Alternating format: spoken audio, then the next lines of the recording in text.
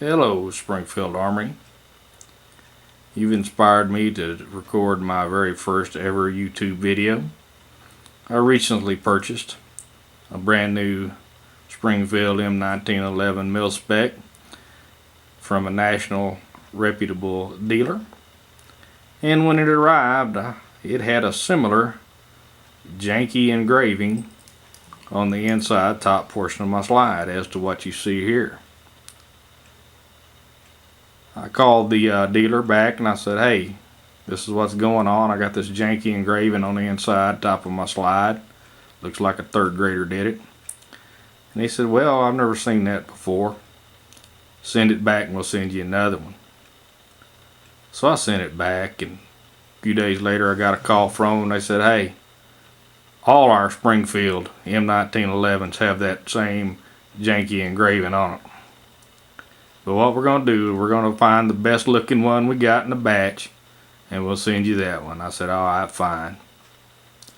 And this is what I got with this janky engraving. Now, I'd expect this kind of workmanship out of a lesser company, but not out of Springfield Armory. I mean, this isn't my first rodeo with you guys. Very disappointed in this workmanship here.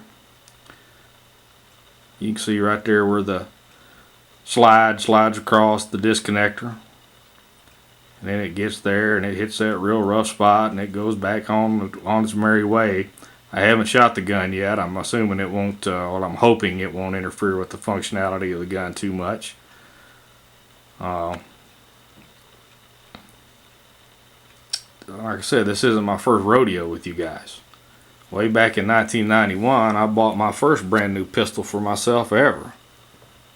Another Springfield Armory gun, and I've made some modifications on it over the years, and I just finally said, you know what, I'm going to retire this old jewel, because that's what it became. It becoming such a tool, it became a jewel, and I thought I'd retire it. It became kind of special to me.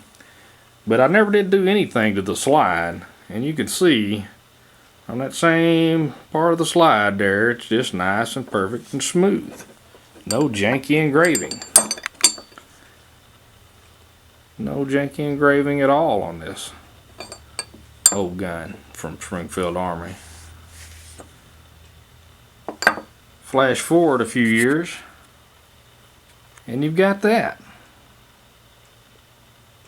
Now what it does, it matches the slide to the frame.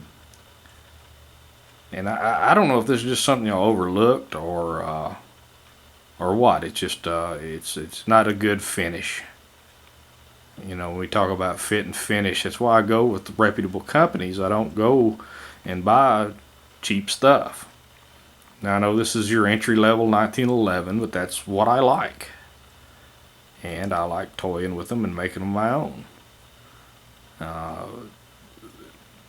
But back to my original purpose of making this video. Wow, that is janky, and y'all should be ashamed of yourself for allowing something like this to come out of your factory. I would be. I mean, good grief. You got all kind of different ways you could have done this.